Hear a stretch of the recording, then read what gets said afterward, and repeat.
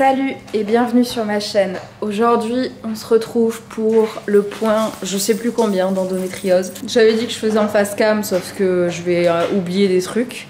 Donc je préfère faire comme ça. Bref.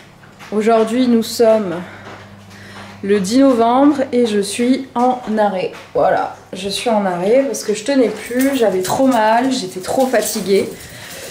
Donc j'ai eu d'abord rendez-vous avec le collègue de mon médecin traitant. Ça a été une grosse blague ce rendez-vous, une grosse blague de A à Z. D'abord le type n'a pas regardé mon dossier. Il m'a mis un jour en arrêt, genre un jour. Quand je suis dans cet état-là, ça va faire quelque chose. Laissez-moi bien rire. Et il a voulu changer mon traitement.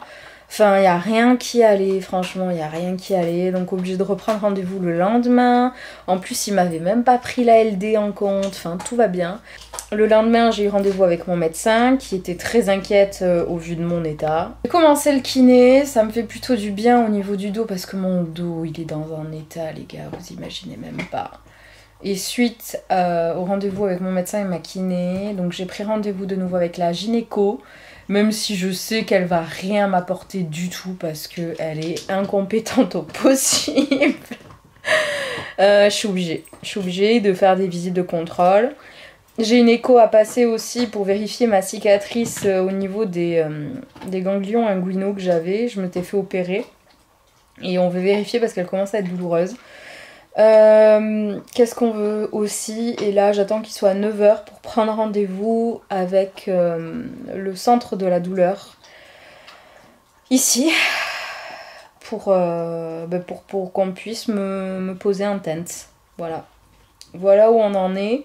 Et je suis également en train de voir avec la médecine du travail pour avoir rendez-vous. Je sais pas si je vous dis pourquoi. En fonction de ce qui se sera passé, je vous le dis, on va essayer d'avoir un mi-temps thérapeutique avec mon médecin. Parce que c'est plus possible de continuer comme ça. Je suis trop fatiguée, je n'en peux plus. Je suis trop fatiguée, c'est trop pour moi. Soit un mi-temps thérapeutique. Enfin, elle veut que je prenne rendez-vous tout de suite avec la médecine du travail avant que je sois dans un état plus catastrophique, sachant que là, ça va faire une semaine que je suis en arrêt, je crois. Ouais, ça fait une semaine et je suis toujours au fond du trou. Donc, prochaine semaine risque d'être folklorique. J'en peux plus d'être en arrêt parce que pendant que je suis en arrêt, je fais rien pour mes réseaux, je fais rien pour la boutique, je fais rien pour rien du tout en fait. Et ça me troue le cul, excusez-moi du terme, mais c'est le cas parce que je pourrais faire autre chose. Mais par respect pour mes collègues et tout, je le fais pas. Et puis de plus, je dois me reposer. Mais en fait, je suis fatiguée. Je suis fatiguée de faire passer mon taf avant moi. Je suis fatiguée et psychologiquement, ça commence à être très très dur. J'en parle très peu.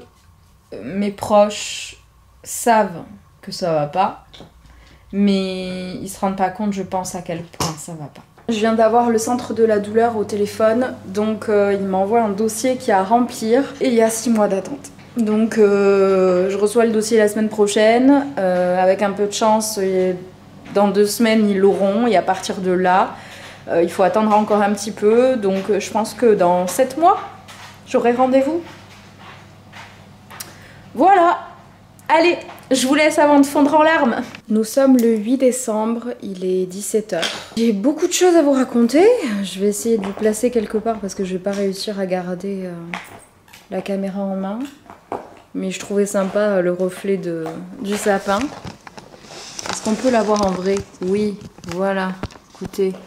Vous ne me voyez pas beaucoup, mais de toute façon, il n'y a pas trop besoin de me voir. Et je pense que avec cette ambiance-là, ça fera un peu de bien vu tout ce que j'ai à vous raconter.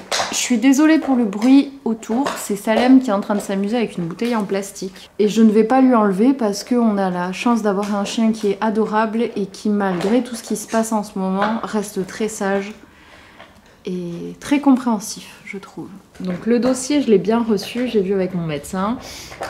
Ça a été assez long à faire, à remplir, mais bon, ça on s'en doutait un petit peu. Je l'ai envoyé en début de semaine. Lundi, je crois que je l'ai envoyé et je viens de recevoir l'accusé de réception pour me dire qu'il était bien arrivé. Donc ça, c'est une très très bonne nouvelle. Pendant ce même temps, j'ai pris rendez-vous avec la médecine du travail et avec mes cadres aussi. Et j'ai eu rendez-vous il y a une semaine. Qu'est-ce qui en ressort? Que je suis en mi-temps thérapeutique pendant au moins 3 mois, donc jusqu'à février. Donc là, ça fait officiellement une semaine que je suis en mi-temps thérapeutique. J'ai eu rendez-vous le jeudi, le vendredi, j'étais déjà en mi-temps. Donc il a été décidé là pour le moment que j'y allais que le matin au travail et que je télétravaillais tous les mercredis.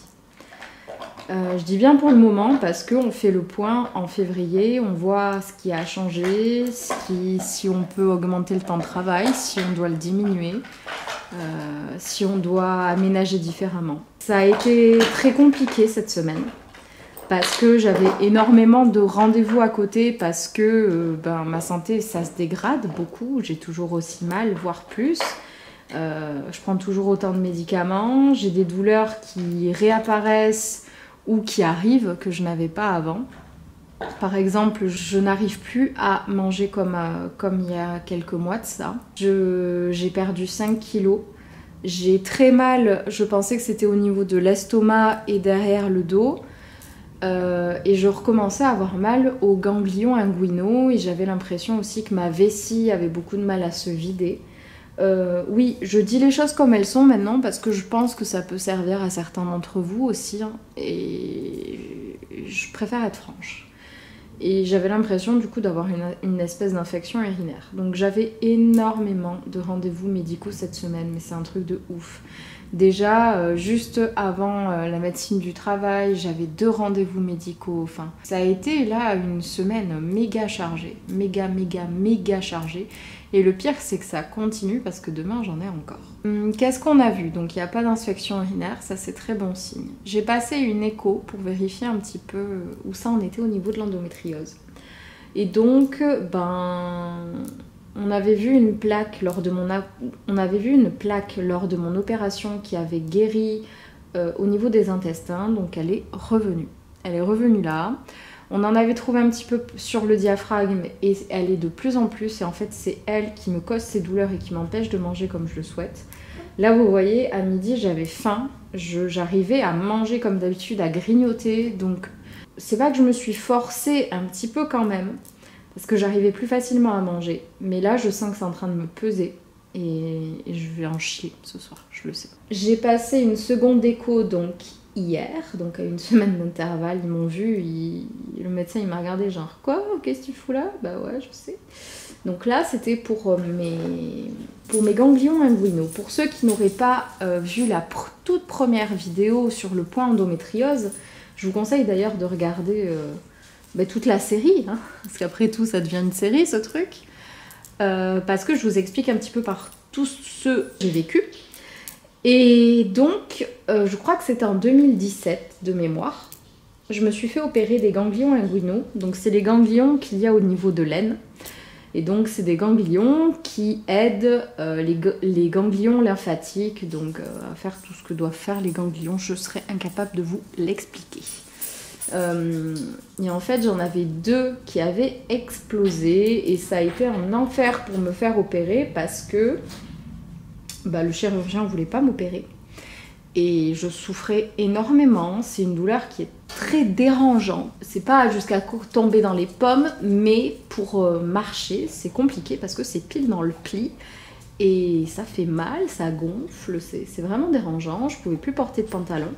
Et à l'écho, on en avait trouvé un donc en 2017 qui avait carrément explosé et le chirurgien voulait pas m'opérer, donc j'avais été obligée de gueuler comme pas possible. De toute façon, à chaque fois, sauf là, cette année, je suis toujours obligée de gueuler pour qu'on m'opère et à chaque fois, ça finit de la même manière. Vous allez beaucoup rire.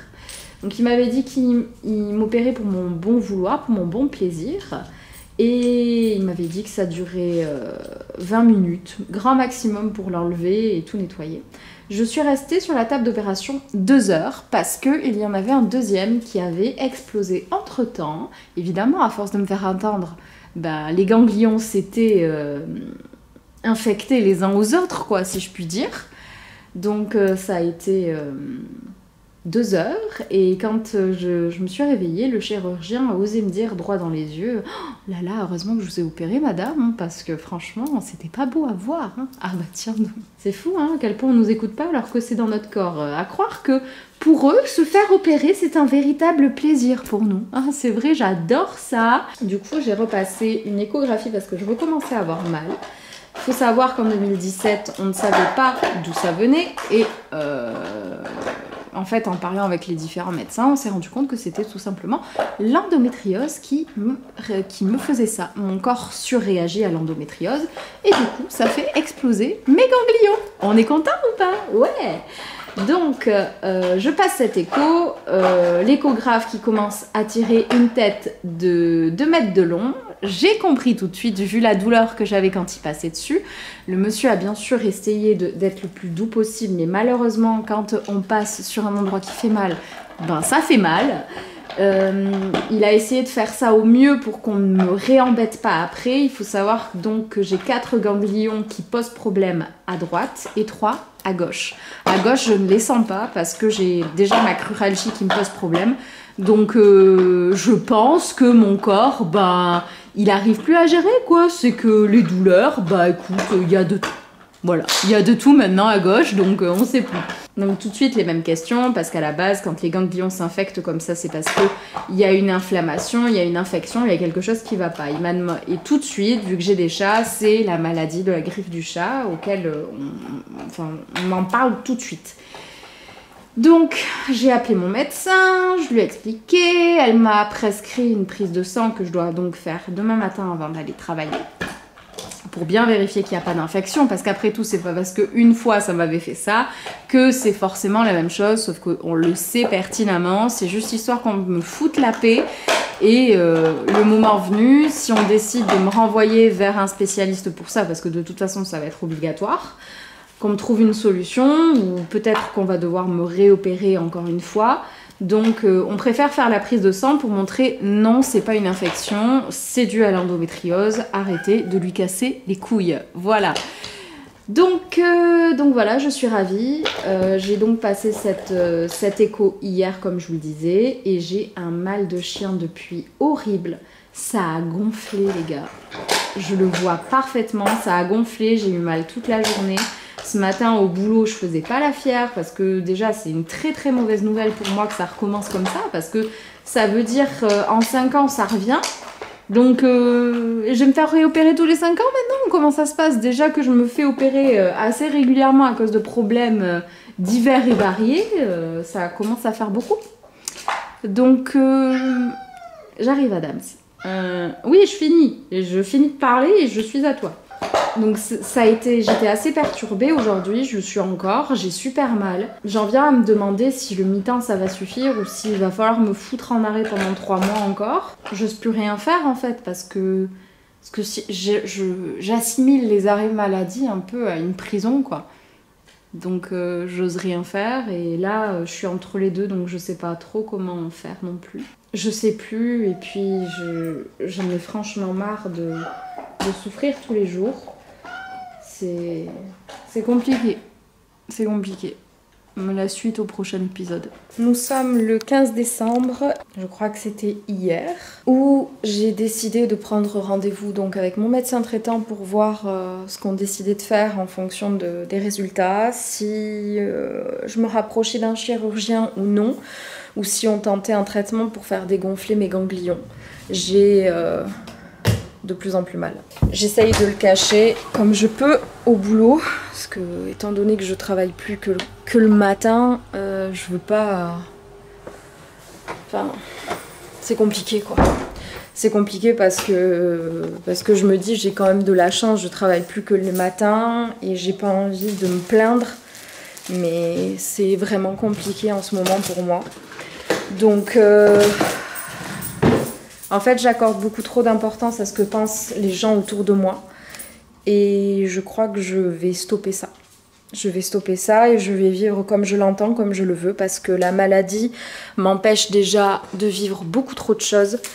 Et je vais pas m'empêcher de faire des choses parce que j'ai peur de ce que vont penser les autres, de les blesser, qu'on me traite d'opportuniste ou j'en sais rien. La bonne nouvelle, c'est que la semaine prochaine, je sais, vous voyez plus rien, je suis en train de ranger la maison. Les médicaments commencent à faire un peu moins effet. Donc j'ai pas encore mal, un petit peu, j'ai une légère gêne, mais c'est surtout que j'arrive à marcher. Ce qui est quand même exceptionnel parce que je vous dis pas les changements de traitement qu'on essaye de faire et de voir en fait si ça me soulagerait, mais le problème c'est que je peux vraiment pas travailler.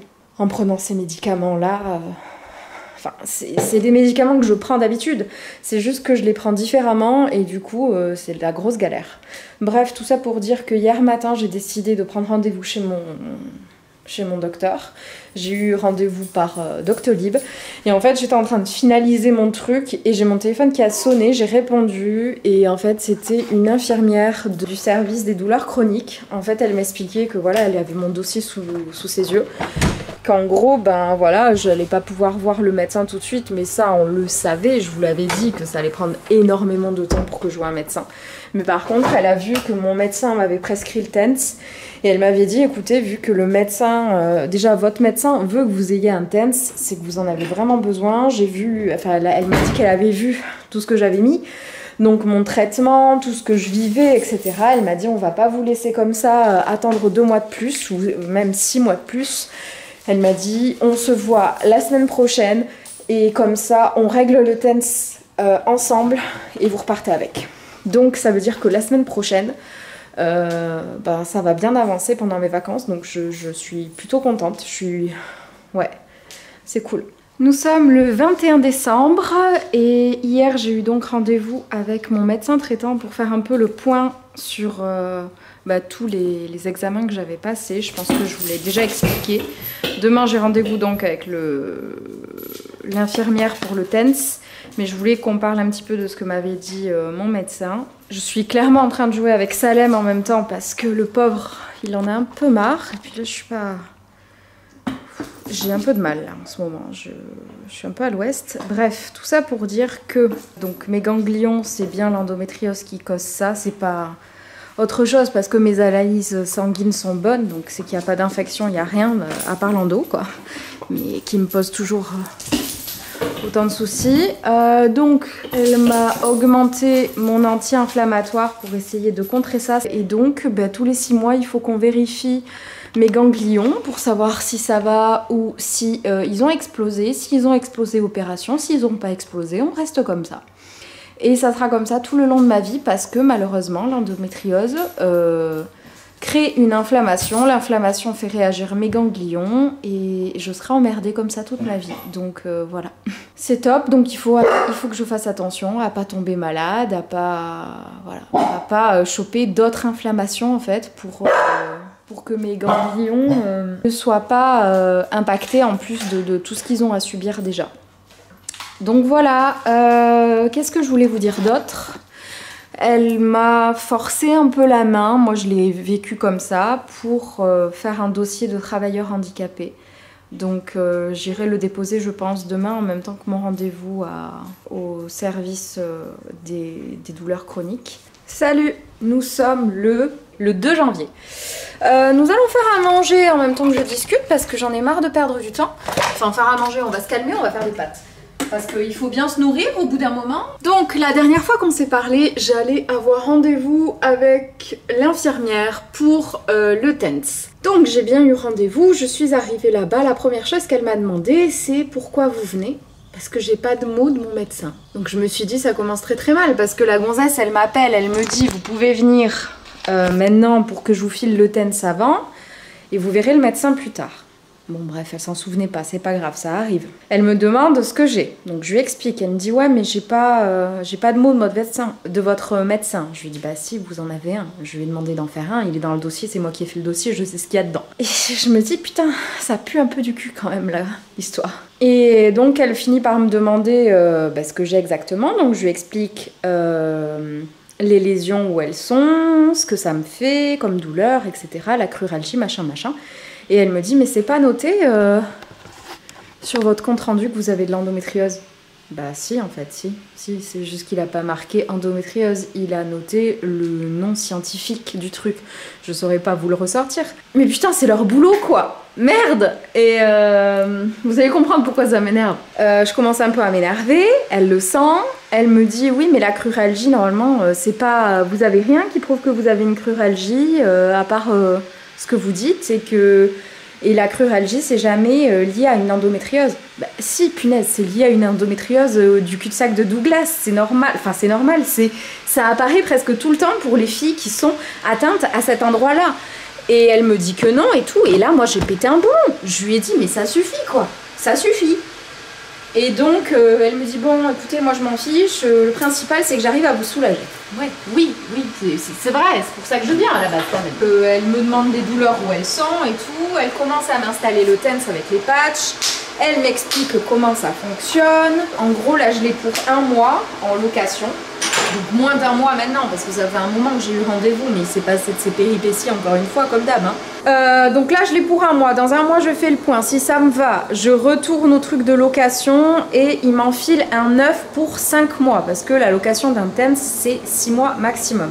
Au bout des 5 mois, si ça me va, ce truc neuf, je l'achète et il me reviendra à moins de 20 balles. Donc ça, c'était pour le TENS. Donc ça s'est bien passé au final parce qu'à la fin, je pense qu'elle a compris qu'elle avait été un petit peu trop brute de décoffrage. Avec certains, ça doit passer, mais avec moi, ça passe pas du tout parce que avec les médecins que j'ai eus, moi, je pète un plomb dès qu'on me dit c'est pas ça, vous en avez pas. Bref, du coup, j'ai commencé à l'utiliser le TENS. Et première journée, je me dis quand même, ça marche plutôt pas mal. Alors, attention, ça vaut pas des médicaments, on est bien d'accord. Ça met beaucoup plus de temps à agir que des médicaments d'ailleurs. Le lendemain, quand je suis allée le chercher, le TENS, j'ai fait une grosse crise de douleur le matin, ce qui m'a totalement empêché de me lever. J'ai utilisé le TENS à la place de prendre des médicaments, donc je suis restée 1h30 au lit avec le TENS, sur moi, à fonctionner. Mais au moins, j'ai pas pris de médicaments et ça a fait passer la crise. Sauf que ensuite, j'ai commencé à avoir très mal au ventre au niveau digestion et compagnie. Et j'ai eu très très peur que ce soit ça et j'ai fait un blocage au niveau du TENS, c'est-à-dire que je sais que c'est pas ça, mais mon cerveau est persuadé que c'est le TENS qui me fait avoir mal au ventre, avoir nausées et compagnie, sauf que pas du tout. Je vais vous expliquer ce qui s'est passé. La nuit du 23 au 24, j'ai commencé à me sentir très très mal, et pour ne rien vous cacher, je suis allée vomir environ 10 fois dans la nuit.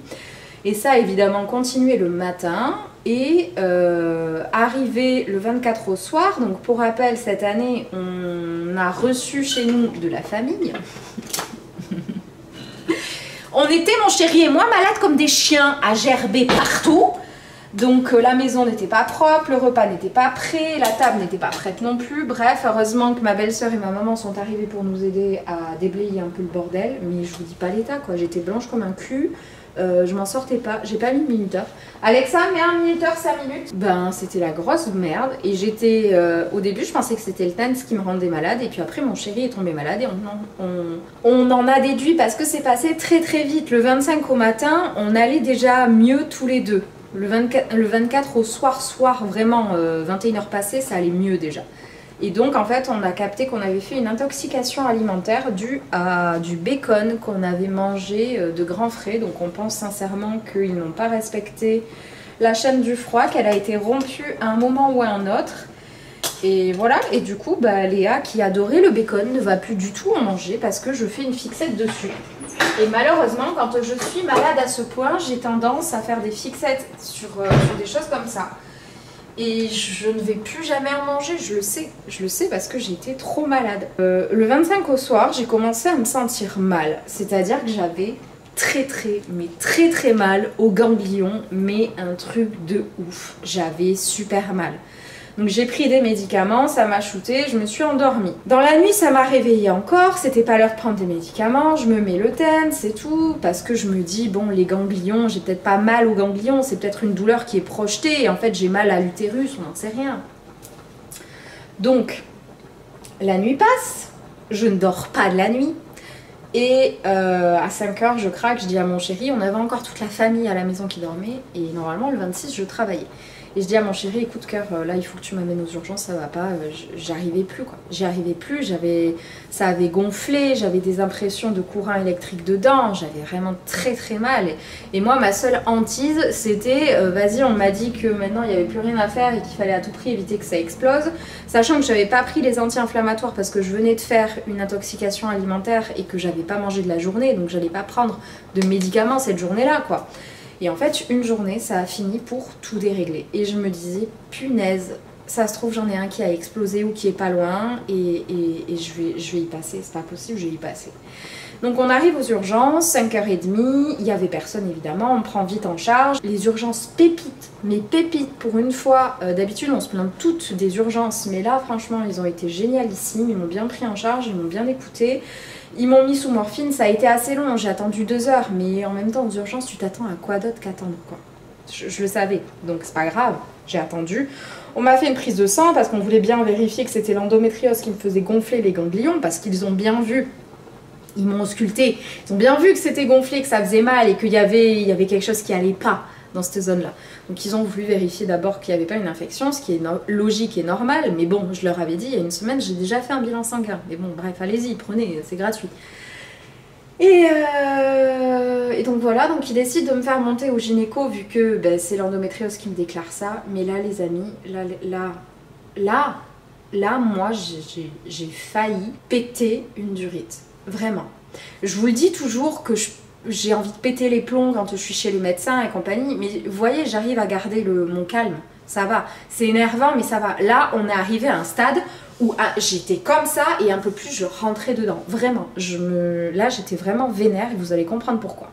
Donc j'arrive, déjà, c'est un interne qui me prend. Je me dis, bon, écoute Léa, t'es un cas un peu compliqué, ça va peut-être lui rendre service de voir des cas comme ça aussi. Je pense pas qu'à moi. Je pense aux filles qui vont avoir ce gynéco, cet homme en gynéco plus tard. Je me dis, s'il voit des cas compliqués tout de suite, peut-être que ça sera plus facile après pour d'autres filles. Donc je me dis, go, de toute façon il est là, on y va. Donc il commence à regarder mon dossier. Et là, voilà pas qui me dit, mais il n'y a pas d'endométriose sur votre dossier. Votre opération, il y a noté, il n'y a rien. Alors il dit jusqu'au bout mon cœur déjà.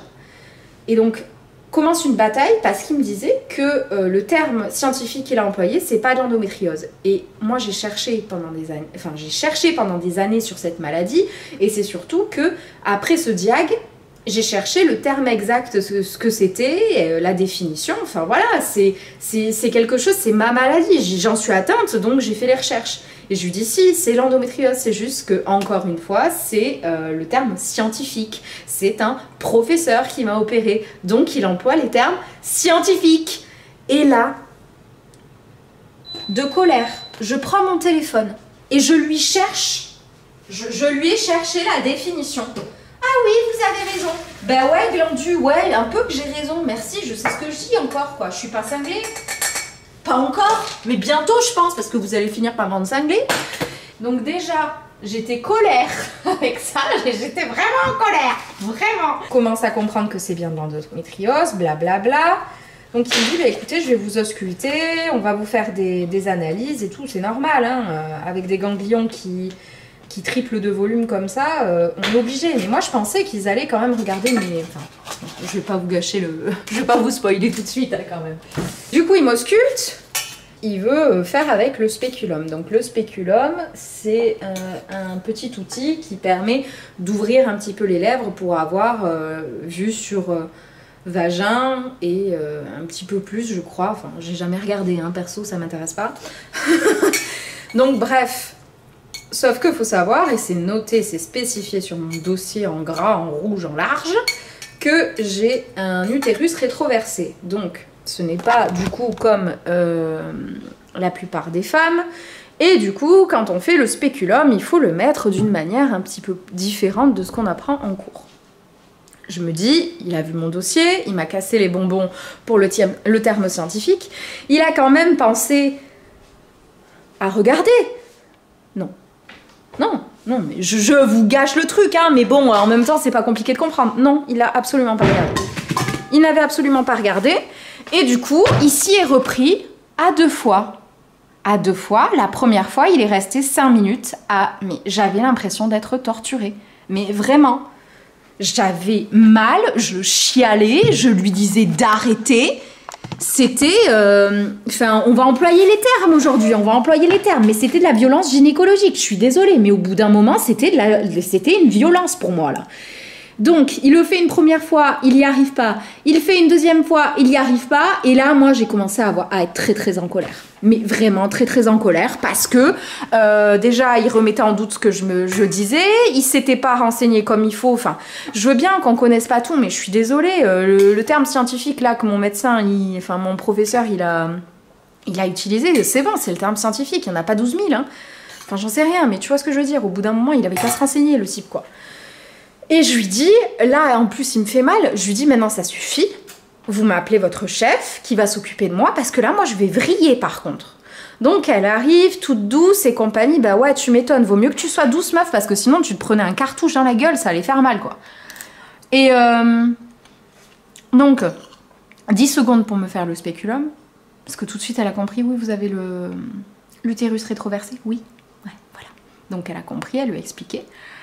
Enfin, j'ai rien contre les internes il faut bien qu'ils apprennent, mais je suis désolée, tu fais pas du forcing comme ça, tu t'en sens pas capable, tu appelles ton chef, il te montre, c'est tout. Et donc elle me dit, on va faire une écho maintenant. Donc on fait l'écho, et elle me dit, non mais vos ganglions ils vont bien. Alors déjà, tu vois de l'intérieur, donc regarde de l'extérieur, peut-être meuf, je suis même pas persuadée qu'elle ait pu voir quelque chose en étant à l'intérieur. Elle me dit, je vois pas d'endométriose, y a rien. Non mais meuf, alors déjà, on va commencer à parler sérieusement. Déjà, quand il y en avait un peu partout, vous étiez incapable de les voir sur imagerie. Et il les a trouvées. Maintenant qu'il les a enlevées, à mon avis, elles sont revenues, mais elles doivent être encore plus petites qu'avant. Vous n'allez pas les voir. Donc, je commençais vraiment à être colère. Et en fait, bah, pour elle, c'est mon kyste qui est revenu. Donc, je vous rappelle qu'il était parti pendant l'opération, il avait pris des vacances. Donc il est revenu et pour elle c'est ça.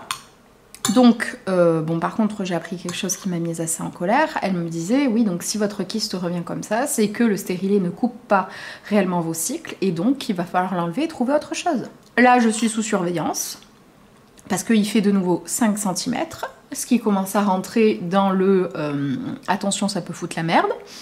Donc je dois avoir des échos de contrôle tous les 3 mois minimum. Et il va falloir se renseigner pour voir ce qu'on fait, est-ce qu'on enlève le stérilet ou pas. Donc j'ai rendez-vous demain avec ma gynéco. J'avais pris déjà rendez-vous et on m'a dit vous pouvez l'annuler. Non, je n'annulerai pas. Nous sommes le 5 janvier, pas hier mais avant-hier. Du coup j'ai eu rendez-vous avec ma gynéco. Je redoutais beaucoup ce rendez-vous-là pour plusieurs raisons. Allez, on y va. Je redoutais vachement ce rendez-vous pour plusieurs raisons. En fait, j'avais peur, suite aux urgences de ce qu'on m'avait dit, qu'elle me dise la même chose, qu'il n'y a rien de noté, que j'ai pas d'endométriose et compagnie. Et oui, cette peur ne me lâche pas. Et qu'elle me dise qu'on peut rien faire, quoi. Donc je redoutais vachement. Donc elle m'a demandé comment j'allais. Je lui ai expliqué que ça allait pas. Je lui ai expliqué tous les symptômes et compagnie, tout ce que j'avais mis en place, ce qui s'était passé aux urgences. Elle n'était pas du tout contente des urgences. Du coup, vu qu'elle avait le nom de l'interne, elle a demandé à avoir rendez-vous avec lui pour lui expliquer, parce que c'est pas possible de faire ça en fait. Donc déjà, elle m'a prescrit un autre TENS. Donc, je dois utiliser les deux en même temps. Donc j'ai été le chercher hier, le deuxième. Je suis câblée partout en fait, donc c'est pas pratique du tout pour bouger. Donc d'abord on a mis ça parce que le professeur que j'avais vu à Bordeaux avait dit que dans 6 mois après l'opération, si j'avais toujours des douleurs, de me prescrire ça pour voir. Ça fait pile 6 mois, donc c'était parfait. Enfin, ça fera 6 mois là dans 3 jours en gros. Donc elle m'a prescrit ça pour commencer. Il faut savoir donc où je vais et l'hôpital où j'ai été opérée font partie du même truc, du centre endométriose. C'est juste que où j'ai été opérée, ils sont un stade au-dessus. Donc ils sont un peu responsables de l'hôpital où je vais là pour mon suivi. Ce qui est bien, c'est qu'ils se réunissent, je pense, une fois par mois, de ce que j'ai compris.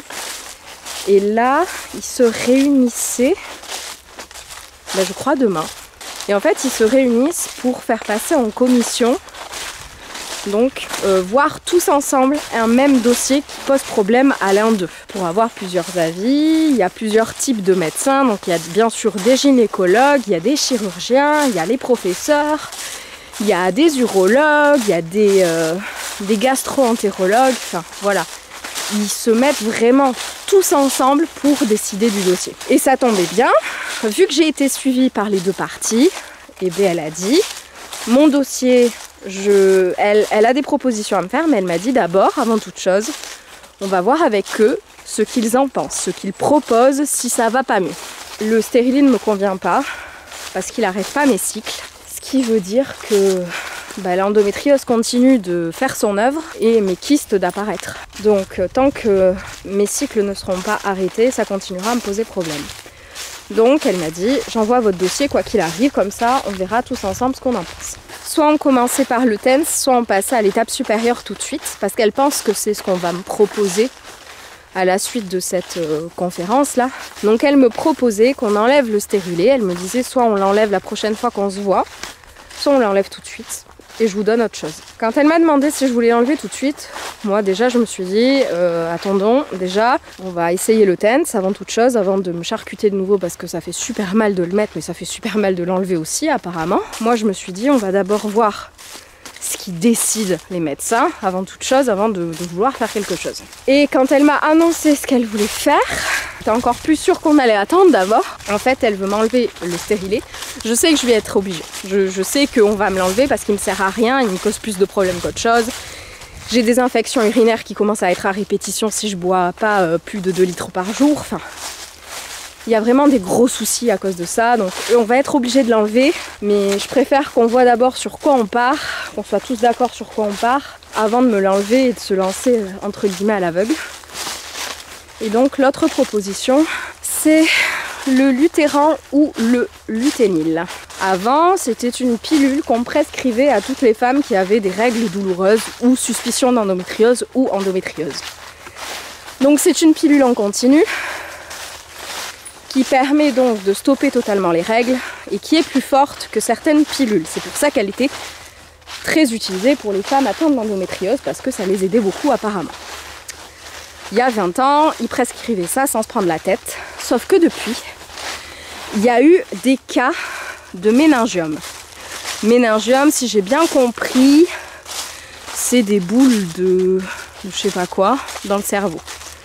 Des espèces de kystes quoi, dans le cerveau. Alors, elle a essayé de me rassurer en me disant que c'était très rare, que le plus souvent c'était des femmes de plus de 35 ans qui avaient des cas de méningiome. Et elle me disait qu'en plus de ça, ils étaient toujours bénins et que il suffisait d'arrêter le traitement et qu'ils disparaissaient tout seuls. Vu qu'il y a eu des cas, il y a une surveillance accrue avec ça et normalement, il faut donc passer très régulièrement des IRM cérébrales. Et si je décide de le prendre et que j'ai mal à la tête, il faudra que j'aille passer des IRM cérébraux en urgence. Ça peut en effet ne rien me faire du tout. Il y a des femmes de mon entourage à qui j'en ai parlé qui l'ont pris, elles n'ont rien eu.